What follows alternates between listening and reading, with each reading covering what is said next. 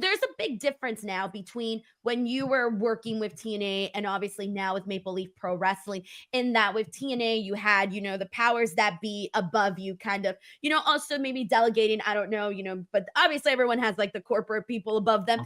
Now, and with Maple Leaf Pro Wrestling, it's you and your team. How different is it? And how do you feel as someone that has, done so much, worn so many hats in pro wrestling? How do you feel about the things that you're able to how you're able to handle things now with your own promotion? Yeah, look, I think there's a difference, but honestly, I don't feel a massive difference. I mean, some of the constraints that we had in TNA, we still have here, financial.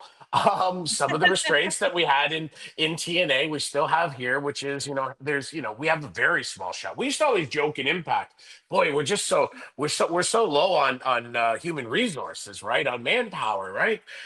Here, it's that times 10.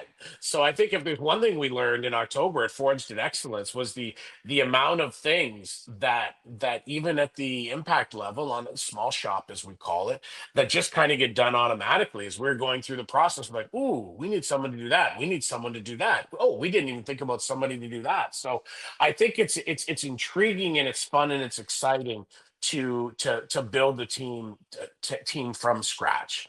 When I came in, when Don Callis and I came in 2018 at the late end of 17 going into 18 to start running Impact, there was something in place. We might not have agreed with the model, we might have wanted to make changes, but there was a default setting.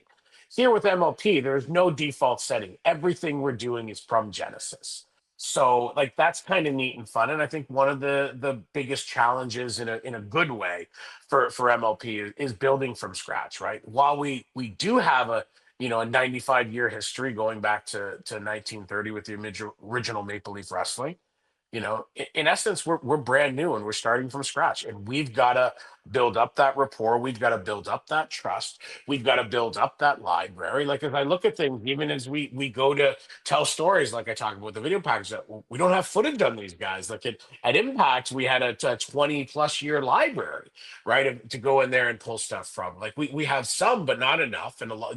We don't have some of the things we need. So a lot of it is finding ways to tackle those things in new engaging and effective ways, right? It's not effective for us to say, hey, we're going to have 6 camera crews fly to 6 different cities to get comments. So in this day and age, stuff like this, right, like being able to do stuff over technology, has made a huge difference. So I mean, I think it's exciting. It's scary. It's out there. It's doing a high wire axe with no net, and that's one of the reasons why we do our best to measure twice and cut once. And on the days that we make mistakes, we work hard to hustle and to fix them or write the course. So, it's exciting to be there and be able to oversee a project like this. It's exciting to see the amount of amazing people that have came in to be part of this project because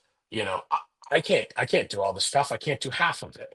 And it's the Kevin Sullivans, it's the Tim Walberts, it's the people that come in and contribute that like some of these people we have behind the scenes have been doing this for 50+ years.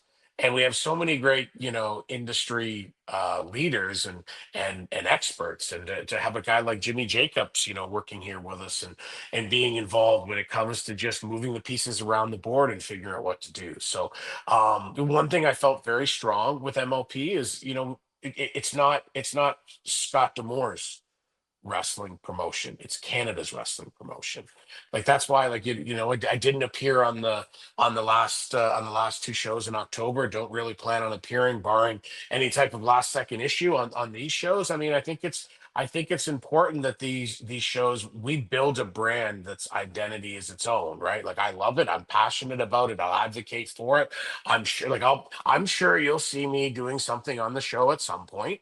Because that's just how wrestling is. But it's got to be something bigger than me. It's bigger than me with the amount of people that are working on making it something important and viable, and it's got to be bigger than any one person on the roster, behind the scenes, on every level, myself included.